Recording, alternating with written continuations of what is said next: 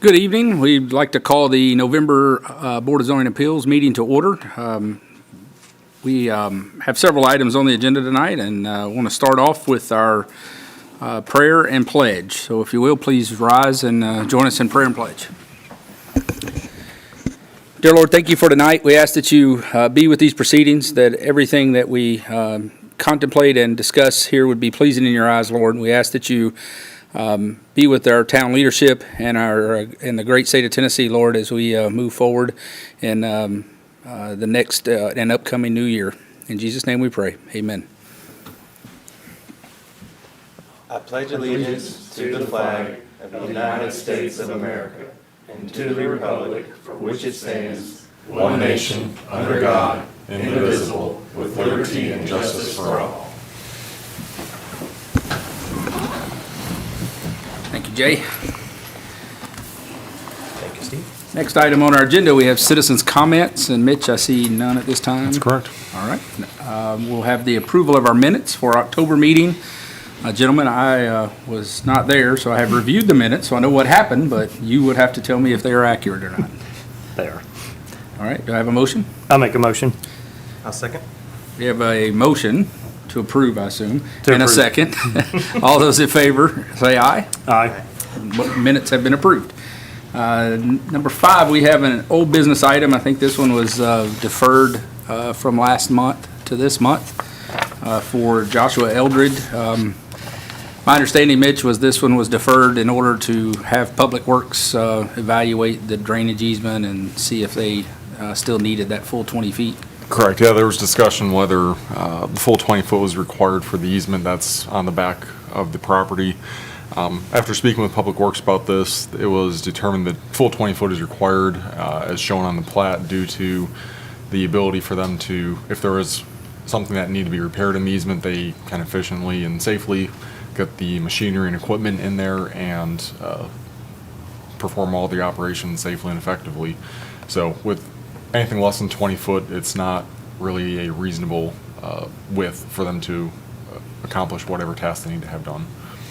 All right, so do we need to go back through the staff findings, or can we just pick up from there? I don't know what you guys covered and what we didn't cover. We'll roll through the highlights on this. Okay. So basically it's a 8 foot 3 inch rear setback variance request, and this deck would then be 11 foot 9 inch off the rear property line. The elevated deck is 40 foot by 12 foot in size and is connected to the house. There is that 20 foot public utility and drainage easement along the rear property lines, and if approved, Public Works would then also have to review this request as the structure is within their easement. And the lot is sort of a unique shape in the fact that it's located on the arcing portion of Hendricks Hill Drive, as well as the rear property lines is not a standard rectangular square shaped lot. So that does create a uniquely shaped rear yard in which it would constrict a building envelope for any type of additional structures to be built and located in the rear part of the yard. But as we rolled through, the conclusion of it that as the lot does have an odd shape and being located on the arc part of Hendricks Hill Drive, which does push the principal structure to the rear of the lot, there is that 20 foot drainage easement, which Public Works then noted that they would need the full 20 foot to perform any work within. So that's where we stand. All right, so so that I understand, essentially, based on the drawing, that 20-foot easement, is that the shaded part? Correct. And so it goes all the way up to pretty much the corner of the house on that one side? Yeah, you have the school on the other side, which in a typical situation, you have 10 foot and 10 foot. You do have some circumstances where it's 5 and 15. 20 foot's pretty standard for the width of an easement. How it's split is up for debate depending on lot, but due to the school being on that one property, you do have an entire 20 foot on this applicant's On this side of the property. property, gotcha. Okay, And the rear setback is 20 foot, Correct. so it's yeah. So,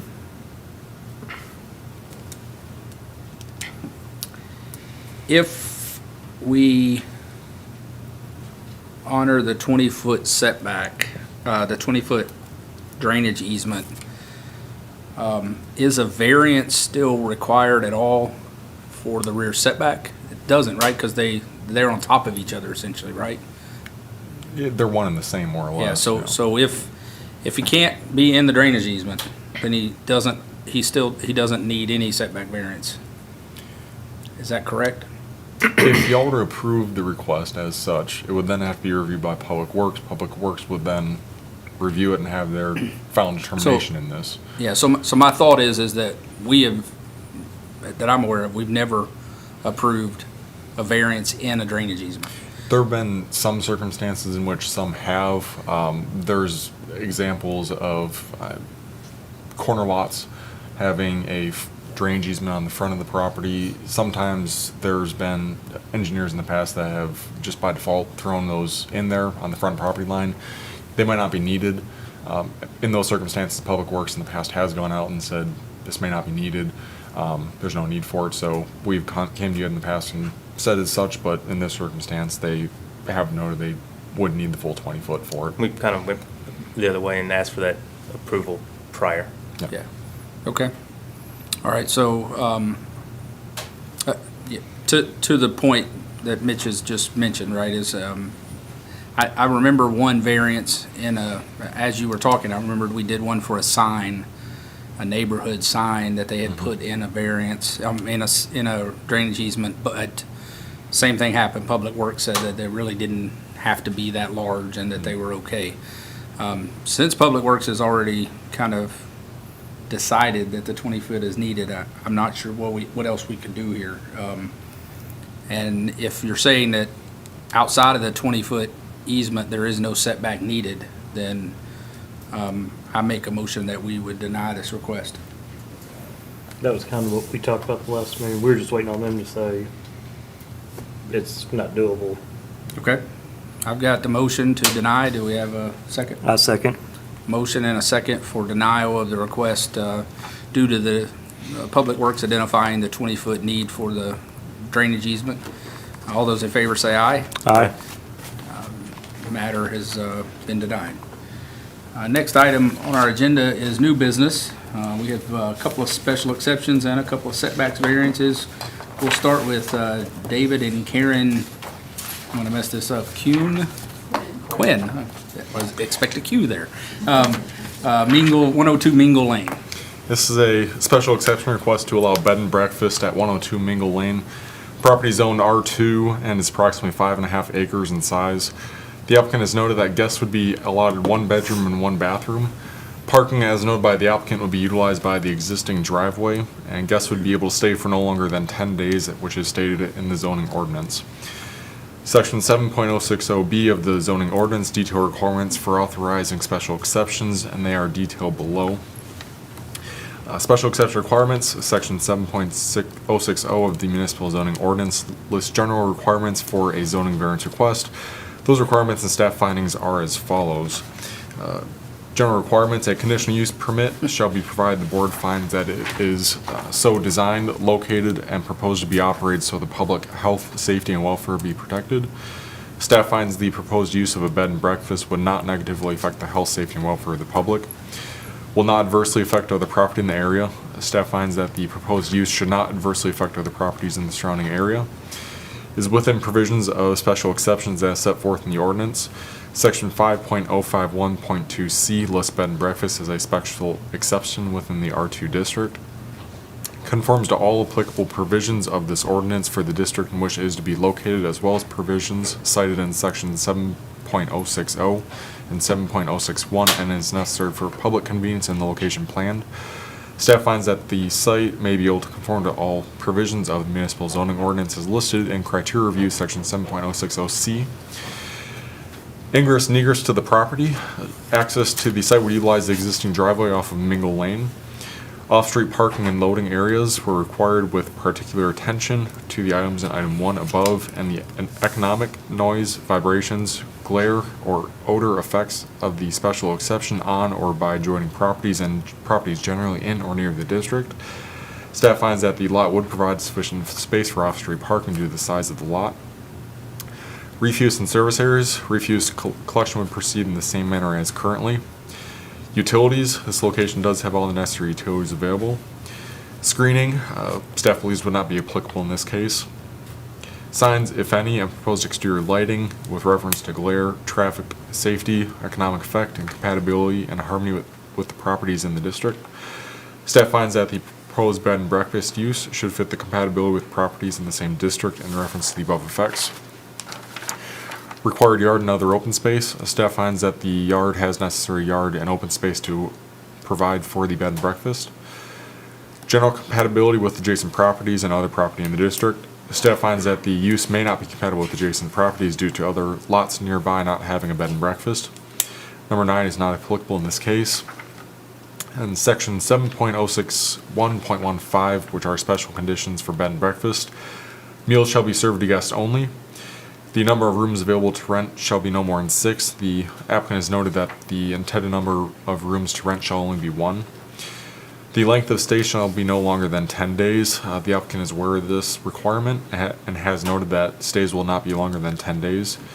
And adequate parking as provided as required in section 4, article 4, section 4.010.1A 2B. Ordinance requires 1.5 spaces per room rented plus 2 spaces for the home. This is for a total of 3.5 spaces to be required. The existing driveway would provide sufficient space for such. In conclusion, staff finds that the lot would provide adequate space for bed and breakfast. Ample parking exists and could be added if needed. And the lot is located away from other nearby residential properties and could support a bed and breakfast. This is the applicant's house. Looking at the property, just another angle of it, and then looking from the top of it. This is Mingle Lane coming off of Sam Davis Road, and then you have the overall 5.5 acre tract roughly. And that's all I got. Excellent. Thank you, Mitch. Any questions for Mitch before we go to the public? All right, at this time, we'll close the Board of Zoning Appeals and open a public hearing for anyone who would like to speak for or against this request. If you would like to, no need to, okay? Anyone? Not seeing anyone, we'll close the public hearing and go back to the Board of Zoning Appeals for discussion. One thing I wanted to clarify, and I met with Jeff briefly before the meeting tonight to clarify the difference between an Airbnb and a bed and breakfast, because we've seen both, and one is allowed and one is not, right? So the primary difference for you guys and for the public is a bed and breakfast is an owner-occupied housing. So in this case, I think that's the same plan. It's 1 bedroom, 1 bathroom. They're sharing the house essentially, which is what a bed and breakfast is more like, as well as providing a meal, breakfast usually. That's kind of how it differentiates between an Airbnb and a bed and breakfast. An Airbnb is generally renting the entire house. No one's on site, no one's on property. It's essentially a short-term rental and not a bed and breakfast. So that's kind of the difference, just in case you're curious, because I'd seen in the request that she mentioned Airbnb, which my understanding is they're just going to use that website for advertising, not really as an Airbnb, but just for the advertising purposes. So anyway, based on that, any comments, questions for anyone? Nope. All right. Then I will make a motion to approve based on staff findings to allow them to have a bed and breakfast. Okay. We have a motion to approve based on the staff findings. Do I have a second? I'll second. We have a second. All those in favor of the approval, please say aye. Aye. And the request is approved. Thank you, Mr. Quinn. The next item on our agenda is new business is Jessica Jones of 111 Jericho Street. This is a special exception for an in-home business and a front setback variance of 20 foot on Yacht Court as well. We got 2 in 1 for this. The special exception is located within the R1 zoning district at 111 Jericho Street. Property is about half an acre in size, and the applicant is proposing to construct a detached structure which would be 16 by 40 in size, and this is in which business would occur in. Applicant states the business would be in operation roughly 40 hours per week with an average of 25 clients per week. Appointments to be scheduled to have only 1 client at a time, and additional asphalt is proposed by the applicant to add to the site for adequate off-street parking. That front setback variance request of 20 foot would also be requested for the placement of the building on the property. At the time of recording, a 40-foot front setback variance was required. In addition to the front 20 foot of the 40-foot setback is noted as a utility easement fronting the right-of-way. So if approved with the 20-foot front setback on Yacht Court, the building would be approximately 31 foot off of the edge of pavement in the cul-de-sac. Staff would recommend, if the applicant desires to shift the building, that it not be located any closer than 20 foot to the property line on Yacht Court. Doing so would ensure adequate space is left for the utility easement. As proposed, the front setback on Jericho Street is not encroached upon based on the proposed location for the building. Section 7.060B of the zoning ordinance detail requirements for authorizing special exceptions, and they are detailed below. General requirements: a conditional use permit shall be provided the board finds that it is so designed, located, and proposed to be operated so the public health, safety, and welfare be protected. Staff finds the proposed business of a hair salon would not negatively affect the health, safety, and welfare of the public, will not adversely affect other property in the area. Staff finds that the proposed use should not adversely affect other properties in the surrounding area, is within provisions of special exceptions as set forth in the ordinance. In-home occupations are considered special exceptions within the zoning ordinance.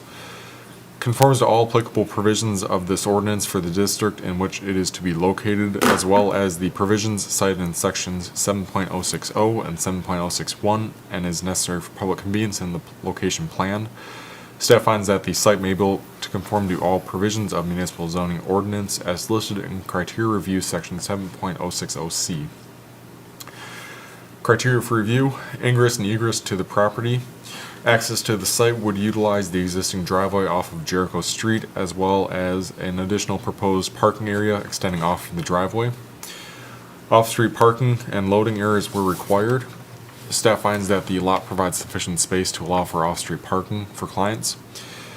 Refuse and service areas: refuse collection will proceed in the same manner as currently. Utilities: This location has all the necessary utilities available on site. Consolidated Utility District owns and maintains the water lines that serve this property. A water line is located on the applicant's property, however, it is within that previously mentioned 20-foot utility easement. Screening and buffering, not applicable. Signs: staff finds that the proposed business should be compatible with the property in the same district in reference to the above effects. Required yard and other open space: staff finds that there is adequate space on this lot to support this business, as everything would be conducted within the proposed building.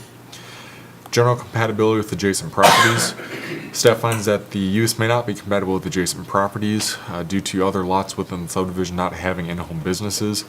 However, we have had other residentially zoned lots that have been approved for the same type of business in previous years. Number 9 is not applicable. We move on to the zoning variance requirements. Section 7.080 of the municipal zoning ordinance lists general requirements for a zoning variance request. These requirements and staff findings are as follows. And this is for the 20-foot setback variance request. The particular physical surroundings, shape, topographic conditions of the specific property involved that would result in a particular hardship upon the owner as distinguished from a mere inconvenience if the strict application of the ordinance were carried out must be stated. Staff finds that the property has a uniquely shaped lot due to the shape of Yacht Court and the 2 front setbacks. The conditions upon which the petition for a variance is based would not be applicable generally to other property in the same district. Due to the property having 2 front setbacks, it creates a smaller buildable area than lots with the typical 1 front setback. The variance will not authorize activities on a zone district other than those permitted by this ordinance. Detached structures are allowed by right within the R1 zoning district, but are to adhere to all applicable setbacks. Financial returns should not be considered as a basis for granting of the variance. Property owner has not identified financial returns as a reason for this request. The alleged difficulty or hardship has not been created by any person having an interest in the property after the effective date of this ordinance. The creation and size of the lot and house were not completed by the applicant. That granting the variance requested will not confer on the applicant any special privilege that is denied by this ordinance to other land, structures, or buildings in the same district. Staff finds that the variance requested would not provide the applicant with special privileges. The variance is the minimum that will make possible the reasonable use of the land, building, or structure. Staff finds that the requested setback variance may be the minimum to make the reasonable use of the structure for the proposed use. The granting of the variance will not be detrimental to public welfare or injurious to other property improvements in the area. Staff finds that the variance should not be detrimental to public welfare or injurious to other property or improvements in the area. The proposed variance will not impair an adequate supply of light and air to adjacent property, substantially increase congestion in the public streets, increase danger of fire, endanger public safety, or substantially diminish or impair property values. Staff finds that the variance should not have any of the above effects. Number 10 is not applicable. And in conclusion, staff finds that the property is larger in size than typical residential lots and has adequate space to accommodate the proposed structure for the applicant's business. Being the lot has 2 front setbacks along Yacht Court and the shape of Yacht Court as well. Most front yards is rendered unusable due to the 40-foot front setback requirement. Typical lots zoned R1 and R1 zone lots that would be recorded today would have a 35-foot rather than the 40-foot as shown for this lot. So this is at the corner of Jericho and Yacht Court, looking at roughly the area in which the proposed structure would be located at. This is just the applicant's house, so you have the existing driveway, and then the provided in your packet was a sketch showing where the applicant would like to add pavement to the site, so just branch off the existing driveway and go towards the cul-de-sac area. And then this is a rough location with the provided dimensions by the applicant for a location of where the structure would be located. This is 20 foot off of the property line, so it's outside of the easements, and in a rough location of where the applicant would like the structure to be located. This, excuse me, this is all one lot. Correct. And Okay. the lot lines are marked here in black. Yeah, okay. So, so Mitch, a couple of questions. So you mentioned that we had approved similar request. I'm aware of several requests we approved for in-home businesses such as daycares or haircutting or et cetera. But I think in all of those cases, the work actually took place in the home. Correct. So is there any case where we've approved business type use in an outbuilding in a residential zone? Because that's where I'm struggling a little bit. Either one of these requests, I don't really have too much heartburn over. In-home haircutting, we've approved and can be consistent. The setback, because of the 2 or 3 front setbacks, I can understand the variance for where to place the building separately, but it's placing that business in the building that makes it seem like a commercial use to me and not a residential use any longer. And that's where I'm struggling. It seems like that should be a rezoning request, like a PRD or something, to allow that since it's in a separate building from the home. To the best of my knowledge, we haven't had anything off the top of my head where we've allowed something of this nature. Certainly we've done it where we've had other hair salons operating outside of the home. This is a different type of request in that it's being done in an outbuilding, essentially, separate from the actual house. It's nothing off the top of my head I can think of that we've had, but just similar uses, yes. This type of the request is a little bit different. Yeah, so the other piece that I'm thinking about, right, is we try to be extremely consistent across the board. We don't want decisions to be subjective any more than they have to be. And what I'm concerned about is what kind of precedent are we setting if we allow a commercial use in an outbuilding in a residential zone going forward. I know that there was someone who requested a car lot. He wanted to be able to sell 1 or 2 cars at his home, and he was using an outbuilding. He wanted to use the outbuilding for his office right behind or right near Legends, and we, of course, denied that. So that's the only one that I'm aware of in the last 5 or 6 years that I've been, maybe 7 years since I've been on BZA, that we've even seen similar. And that's my only concern is generally haircutting is kind of a low traffic. It's not one of those things. It's usually 1 customer at a time or maybe 2 customers at a time. But what other uses could potentially come along that would essentially meet the same requirements, and we would have already set the precedent. That's where I'm struggling, I think, is this something we want to even allow in a residential zone? Sure. Is a business in an outbuilding? Yeah, I'm not sure I never really asked the applicant what the purpose was for I understand separating, home and business. I don't know if there's space inside the house for, like a typical in-home hair salon would be. But as the requested, it is presented. I got you, okay. All right, you have any questions, comments? You covered my concerns with what I read. Okay, let's close the Board of Zoning Appeals and open a public hearing for anyone who would like to speak for or against this request. Yeah, if you will, please come to the microphone and state your name and address for the record, please. Hi, my name is Jessica Jones. I'm at 111 Jericho. This is my home. I only plan to use it for myself. I don't plan to bring any other hairstylists in or any other renters, or, I don't want to sublease. This will be for personal use only. There is not room in my home. My home is 1,200 square feet, so there's not currently room to add a salon. I wasn't sure. I don't think it's possible to add on to the home because of the easement.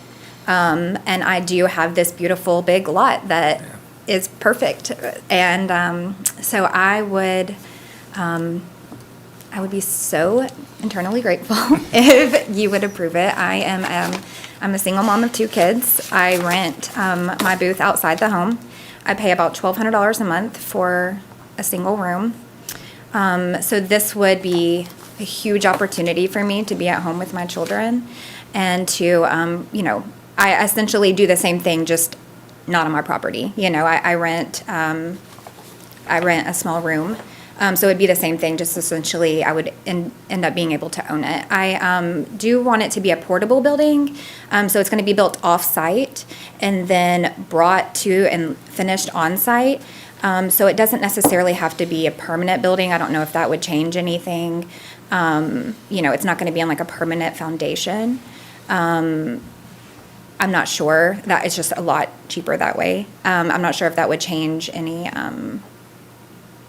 requirements or anything, but I would ask you to please take my my request to heart, and that's all I have to say. All right, any questions or any additional information for Jessica? No, thank you. Okay. Anyone else that would like to speak for or against this request? Not seeing anyone, we will close the public hearing and reopen the Board of Zoning Appeals. I just don't know.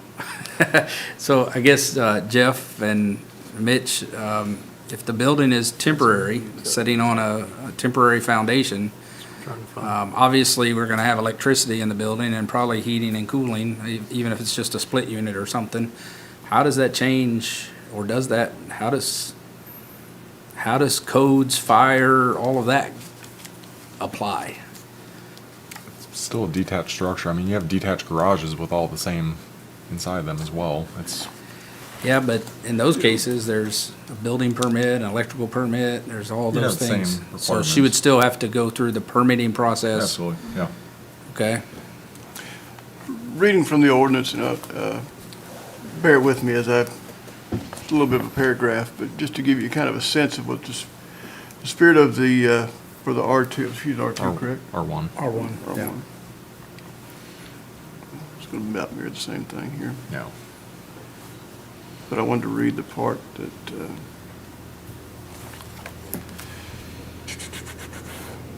While he's looking that up, Mitch, did we hear from any of the neighbors? No.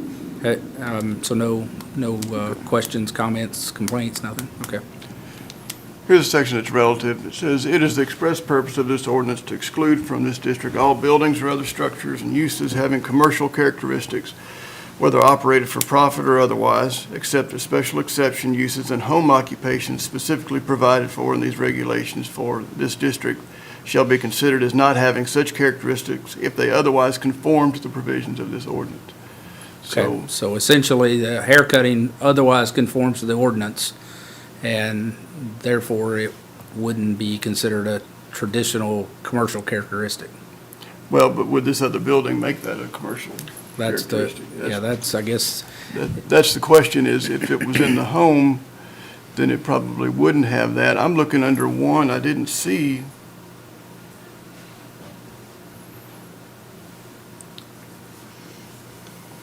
I don't even see that use there under R1. But I guess you're saying that we have done those in R1 previously. I don't even see it under the uses. But I think the spirit of the ordinance is there that it should still look like a residential property and not a commercial property. And I guess that's for this body to determine if building another structure in there that's not connected to the home has the appearance of a commercial property versus a residential property, because it should still look just like a regular residence. You shouldn't know the difference unless you're going there for the business.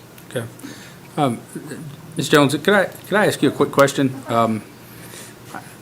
I'm making the assumption that you're obviously state licensed, et cetera. Yes, sir. And you may not know this, but are there state requirements related to in-home? Yes, sir. Yeah, you have to have, I would still have the state board come check out. I have to be inspected once a year, and, I'll be graded and everything. But as far as, I know the state law, you have to have a separate entrance than your regular home. You have to have a separate bathroom and separate parking. So I know that those are the requirements in order to have. That's what I was thinking, is you Yeah. technically can't do this in your home, right? Correct. Well, you have to have, it has to be a whole separate Separate thing thing, onto your like- home. like It in can't a be garage or no, it something. can't be like someone walks into your front door. You That's have not a separate allowed. door. Gotcha. It has to be attached, but a whole separate individual, separate from the house, if that makes sense. I got you. Separate Okay. entrance, separate bathroom, separate parking. Understand, okay. And I did find the use under there, so. So it is in it is, R1? yeah. To- So- In any home occupation. Yeah, like that. so the use, okay. All right, thank you. Actually, Mitch found it. All right, so, board, I think there's just hardship on the fronts, on the setbacks to justify the variance, at least in my opinion. You may disagree. But with the front setbacks being pretty much wrapped all the way around that corner there, this is pretty much the only place you could put an object. If this building was simply a storage building, I think that variance request is easily obtained. As far as in-home use for cutting hair, don't necessarily have any issues there. Something that we have approved in the past, definitely have considered and not had an issue. So the question for the board is whether or not using the outbuilding for hair cutting constitutes a characteristic of commercial use or not, or is it still considered an in-home business at that point? I think the state requirements that require, and I thought that was the case, that's why I asked, with the state requirements requiring separate entrance and separate kind of separating that process from your home, kind of lends itself to using a separate building. So what do you guys think? I mean, I'm familiar with some of these in Smyrna, and the separate entrance is still an attached building. They just have a door on the side of the garage that they've turned into a Yeah, I can think their of a unit, couple. so it doesn't have to be a detached. No, that's absolutely right, it So- doesn't, but it does have to be separate Has to be from the main home. separated from the main Yeah. home. And, Because there's like a couple of them on Nissan Drive that Yeah. I don't know if they're still operating. They did back in the day, and they had to go create a door to go through the garage to create, Right. which it is attached though. But I think all those have become commercial properties, the whole house now. Because there's one right there at the red light intersection right down the street from Sonic. Used to be a house when we were growing up. Then became, I think, a hair salon, but they had to put in the door, and now it's something completely different. so, Mitch, the signage, advertising, parking, all of that stuff would still have to adhere to the R1 zoning, correct? So they wouldn't be able to park on the grass, she wouldn't be able to have, 40 square foot of signage or any of that kind of stuff, Yeah, right? the sign ordinance would need to be followed. There's separate regulations for inside residential districts than commercial districts. It's far less than you're allotted in typical commercial. Same for parking. You can't be parking on the grass, just any other, Yeah. if you're a residential home, you can't be parking on the grass. They can park in the cul-de-sac, no issues. the way she's got it proposed, Well, it's not a, I think she's planning on adding parking, Okay. according to the request, yeah, so, but that's fine. I just wanted to make sure that, again, I'm looking at this in the spirit of future requests that may fit the same mold, but not be the same use. And how do we, if it's something that falls under in-home use, what controls are there to keep this from becoming a commercial business? Yeah, sure, come back to the mic, please. I do know of a house on Hutchison, right in front, right beside Smyrna Middle School, that they have a detached garage that they've been running a hair salon out of for years. So it is detached. I don't know. Can we, no, I'm just kidding. We don't know if they have approval, so. Okay. But yes, I do know of one that already is a detached that has been in the middle of Smyrna for years and years. So I Yeah, don't know if okay. that helps my case at all, but. We may be visiting them, but thank you. Okay. All right, I don't know if there's more questions. Can you explain the easement again? Is it that where she was saying she couldn't get closer to the house? or So there's attached to the house? utility easement that wraps around the property essentially at 20 foot, and Consolidated Utility District has that. There's also some spots on the property underground where they're at. I'm not sure. It's up to CUD to determine. And that's for utility services for the applicant's home. And CUD obviously doesn't want a structure placed on top of their utilities, and it would infringe upon whatever other utilities that service this home. So based on that as well, it kind of restricts as far as where a structure could be placed on the property as well. Right, just trying to think options here with attached versus detached and what constitutes I know a there's- attached outbuilding. Well, speaking to CUD a little bit today on this as well, and they said there's some kind of a unit of sorts on the side of the house which CUD utilizes. As far as the feasibility of moving such an item, I'm not sure. Didn't really get into the depths of what that would involve, but I know CUD's got a lot of items on this property as well that need to be left alone. I mean, I would like to, One more question, 16 by 40, she still would have to meet the 600 square foot, She's still good. We should even have with the structure in the 800. backyard? I did a rough measurement on it. She's still under the 800. They're allotted. Oh, she's over a half acre? Yeah. Okay, just, yeah. Just That's what she under. needs, yeah, okay. All right. Anything else?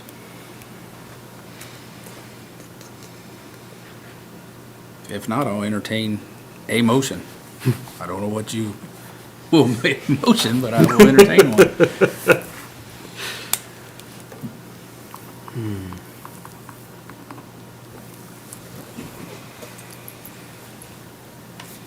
Let me throw it out there. So I'll make a motion that the request for an in-home salon and the variance for the setback be approved, that the building and the use of the building may fit within the description of the zoning spirit, but that obviously this is a special exception. I'll second that. All right, we got a motion and a second. All those in favor say aye. Aye. Any opposed? All right, the motion is approved.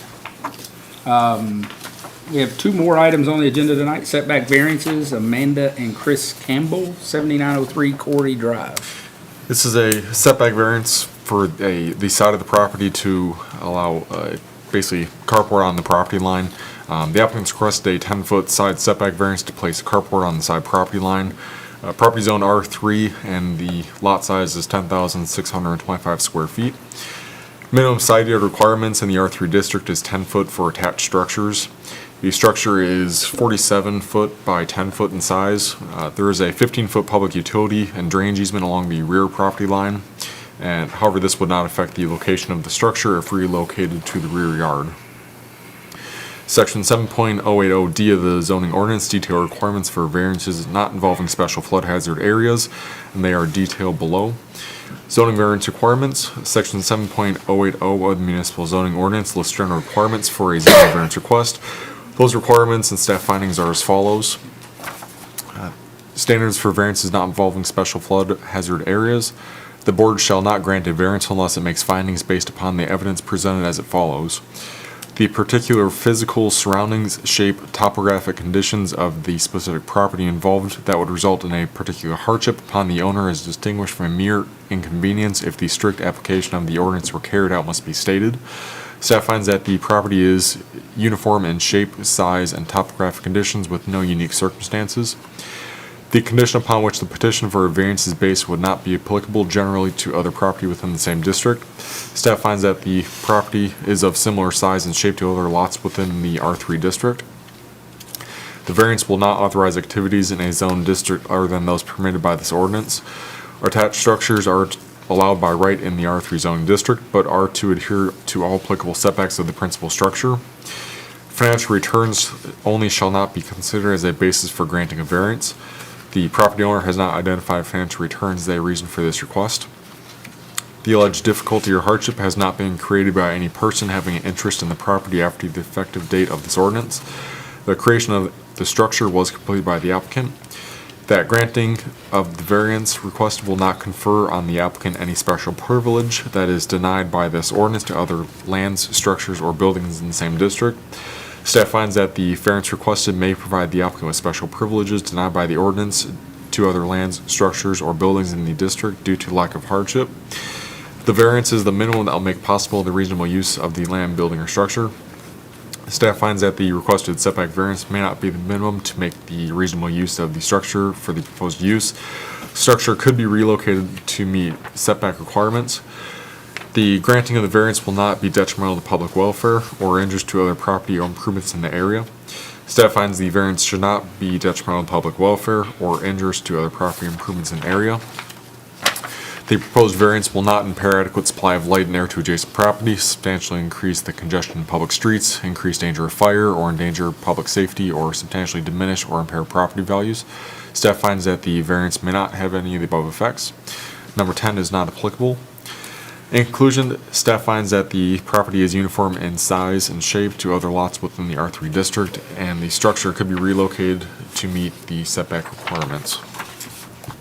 This is the structure on the side of the house that was constructed, and then a little bit closer up view of it.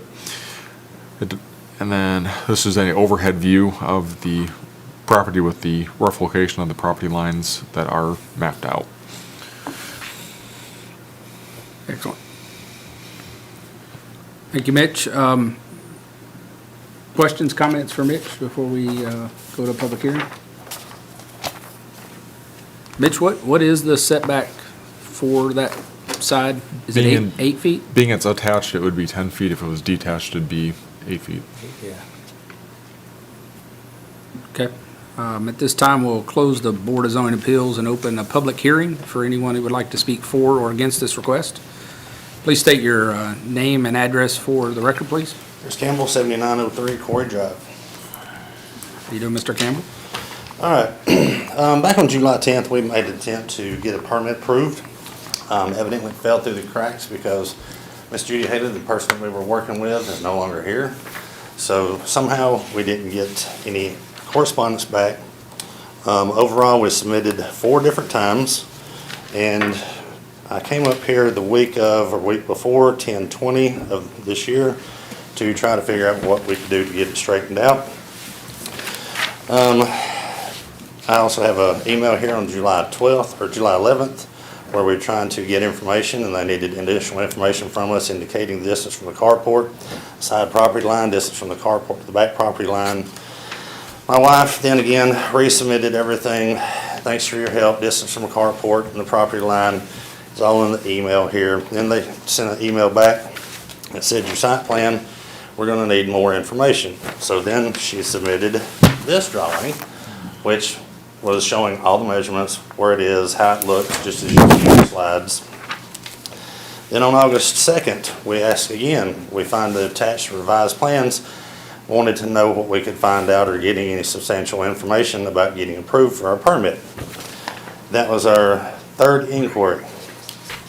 Then we got an email saying that they needed more information. So my wife threw out this lovely little thing on graph paper with all the dimensions, all of our submissions, different property lines, different dimensions, things of that nature.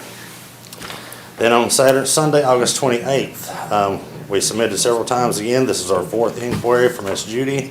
Still didn't get any approval. Then I came up here and talked with Mitch. They produced an email that said was sent out around or after August 28th. It said we had been denied, that we never even received. So, also I'd like to call my neighbor, Brian Ranchino, up. Brian? This is the neighbor who my pad goes toward his home. So he and I both got out and we looked at it, looked at the property line, surveyed where the property line was. And I asked him, did he have any problem with me building a carport, pouring a carport pad and storing my boat on it, because I'm a part-time guide out of Percy Priest. So keeping my boat at the house prevents me from having to drive 45 minutes to Nolensville and back to be able to do my guide trips. So, Brian, what did you I have want no to say? problem. He came and asked and we talked and I have no issue. Okay. And our neighbor across the street, at 702 Quarry Drive, I asked the lady, I said, did you have any problem with me building it? Would it be an eyesore to you if we built it? And she said, no, it's fine with her, go right ahead.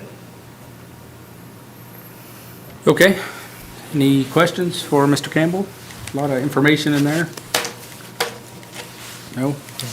So, Mitch, I guess the one question is the back and forth emails. It sounds like request in July, sometime in August, there was replies, but can you kind of? There was an automated response from our permitting system to the applicant, essentially stating what he said about the email that they never received.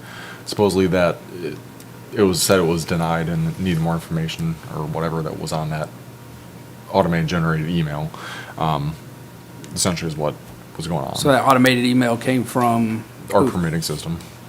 So it's like at townofsmyrna.org, something, at townofsmyrna.org? Is something along those Yeah, lines. so could that have gone to his junk folder or something like that, probably? I'm not aware. I just have, we looked back in our backlogs and we verified it was sent out. Okay. To where it went, I'm not sure, but it was sent out. Okay, all right, thank you. Anyone else would like to speak for or against? Not seeing anyone, we will close the public hearing and go to the board for discussion. So generally, I'm not aware of approving similar request without a hardship, and I'm not really seeing the hardship with topographic or land setbacks, or slope or size of the lot, et cetera. So if this request had come before being built, it would not have been approved. There is some interesting conversations back and forth, I guess, that, from my understanding, there was never an approval, but there was no, the denial maybe didn't get delivered or whatever. So I don't know. I don't know how to move forward. You guys, what do you think? I mean, we've recently denied similar situations, not necessarily with an attached, but we had the detached Metal Max structure in the exact same position on a very similar house that we had to deny for the same reasons in the past. Yeah, that's No permit, no. kind of the complication is that Right. The consistency thing is the, it could be put on the land in a different way and fit.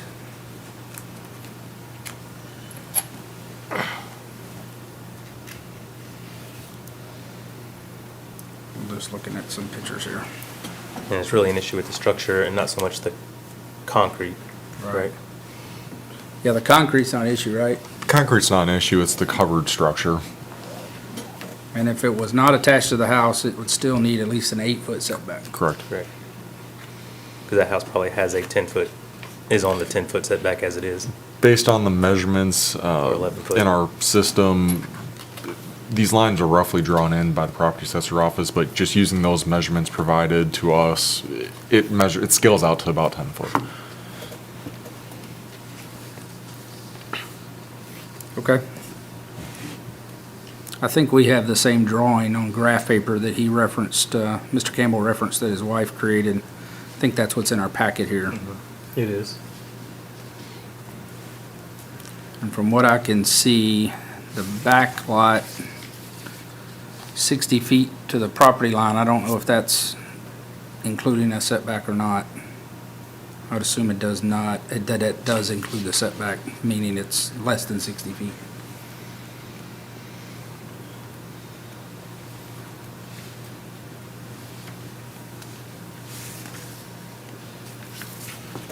All right, anybody with a motion? No further discussion. So, so you're saying there's room in the back to do something possibly? Is what you were saying? Yeah, essentially, it's, you know, one of the ordinance items that Mitch read is that it has to be, for us to approve it, and I go back to that, Yep. to staff comments. There were some specific items that it cannot, that it has to meet or cannot meet, right? The variance in this is the minimum that will make possible the reasoned use of the land, building, or structure. And in this case, because of, I guess, the additional room in the back, the setback variance is not the minimum to make reasonable use of the lot.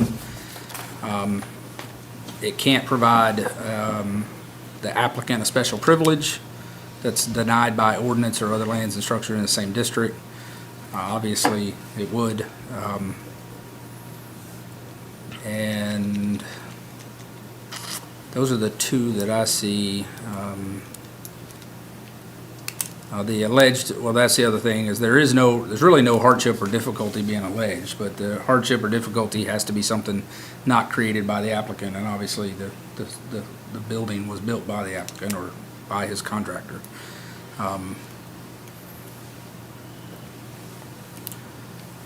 So that's what I'm getting from the staff report.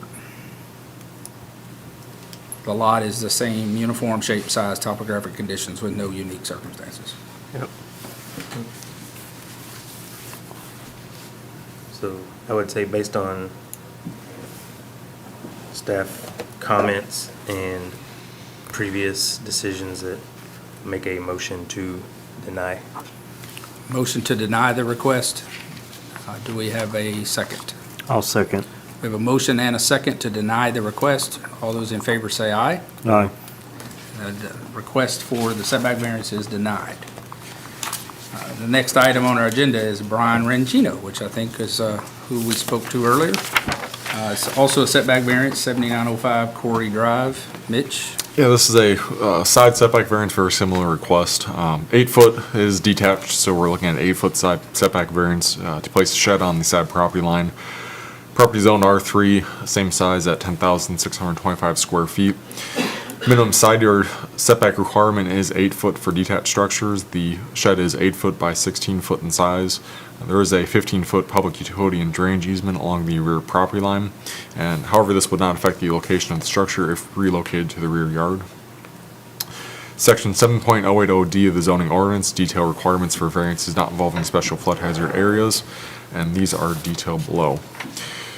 Stands for variances not involving special flood hazard areas. The board shall not grant a variance unless it makes finding based upon evidence presented as it follows. The particular physical surroundings, shape, topographic conditions of the specific property involved that would result in a particular hardship upon the owner as distinguished from mere inconvenience if the strict application of the ordinance were carried out must be stated. Staff finds that the property is uniform in shape, size, and topographic conditions with no unique circumstances. The conditions upon which a petition for a variance is based would not be applicable generally to other property within the same district.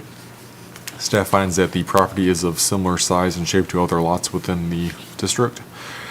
The variance will not authorize activities in a zone district other than those permitted by this ordinance. Detached structures are allowed by right in the R3 zoning district, but are to adhere to all applicable setbacks.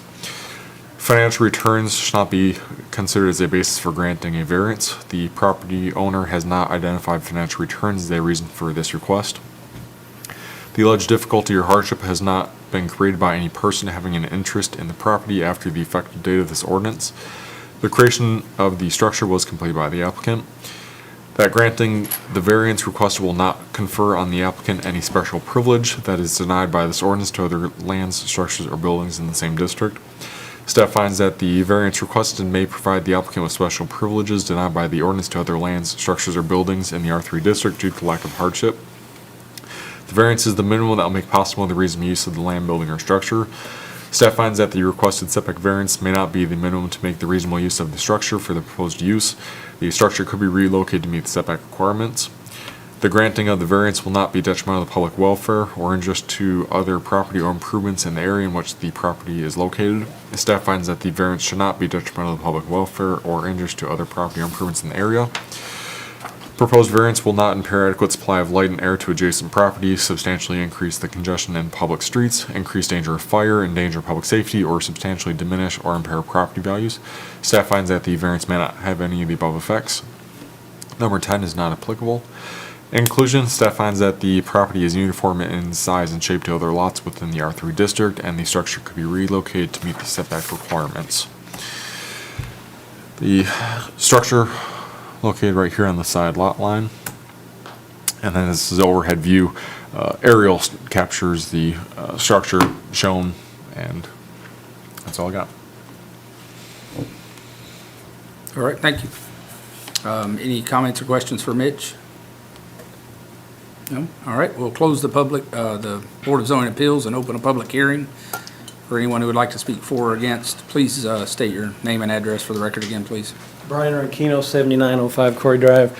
I just want to state that in 2018, if you'll notice, we added a covered patio, and the guy that I contracted to have it built said, hey, you have to have a permit. So I came and got a permit.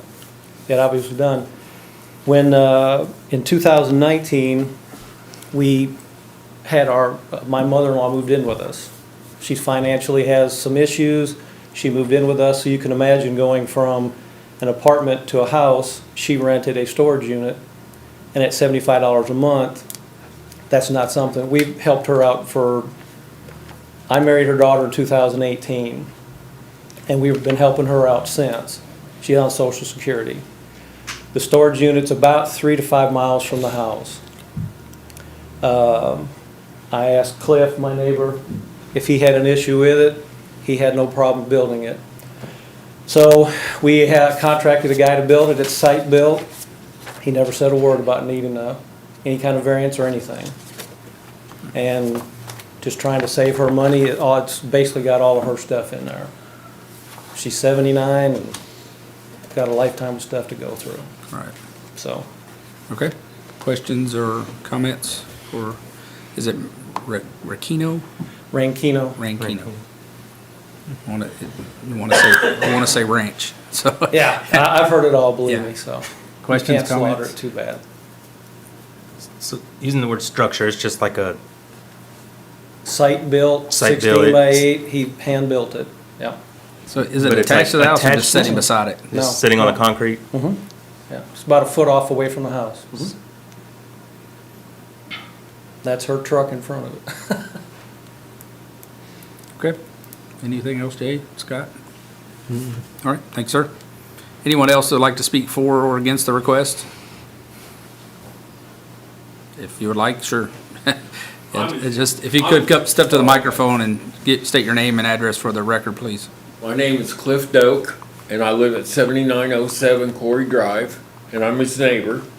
And I told him, I said, I have no issue whatsoever if you do the concrete or put up the non-permanent structure. Excellent. None. Okay. Zero. All right, thank you. Well, Anyone else?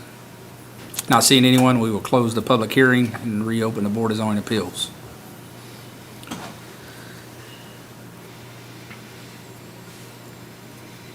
So looks like it's been there about 2 years. April of 20. Yeah, it doesn't, thank you, doesn't help that a contractor built it and didn't follow the process, but either way. Staff report has identified a few items very similar to the last request. Pretty much the exact same thing, except for this one's not detached, so this one really only needs 8 feet, not 10.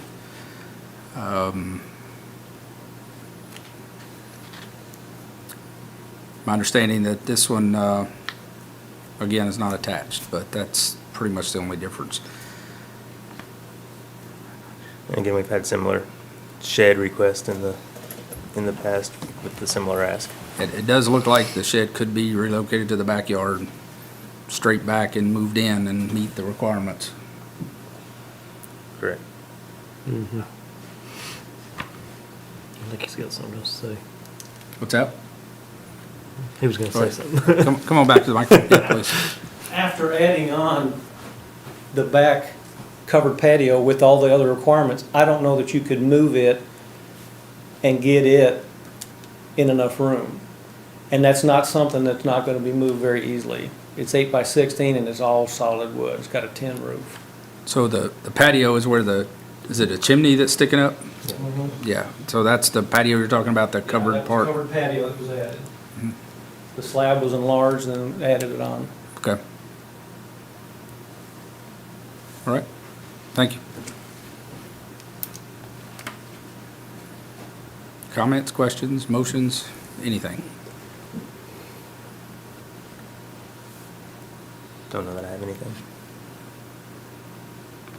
I mean, even with the deck, he's still creating the hardship himself, correct? Potentially, yes. Yeah, I mean, It's so not, even it's not moving the sh- irregular lot size, it's not Correct. topography, it's not created by the developer, so yeah. Right, so even with the deck added on, that's his hardship he created on himself, Correct. adding the shed. It's very similar to the first item. Yeah, Right, very that's what I simple. kind of assumed. Okay, well, I will, make a motion for denial based on staff findings due to, no hardships. We have a motion for denial based on no hardships found. Second, Second. we have a second. All those in favor say aye. Aye.